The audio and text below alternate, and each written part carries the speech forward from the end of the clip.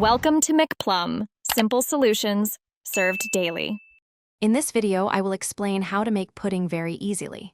First, gather your ingredients: 2 cups of milk, 1/4 cup of sugar, 2 tablespoons of cornstarch, and 1 teaspoon of vanilla extract.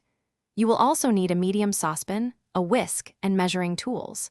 Having everything prepared makes the process smooth and enjoyable, ensuring you can focus on the cooking itself without interruptions. Next, combine the sugar and cornstarch in your saucepan. Whisk them together thoroughly to prevent any lumps. Gradually pour in the 2 cups of milk, continuing to whisk until the mixture is completely smooth. Place the saucepan over medium heat. It is crucial to stir constantly during this stage to prevent scorching and ensure even cooking, which helps the pudding thicken properly. Keep stirring the mixture over medium heat. You will notice it begin to thicken after about 5 to 7 minutes, becoming a rich, creamy consistency. Once it coats the back of a spoon, remove the saucepan from the heat.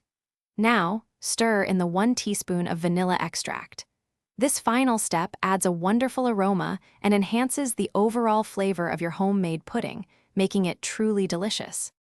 Finally, pour your warm pudding into individual serving bowls or a larger dish.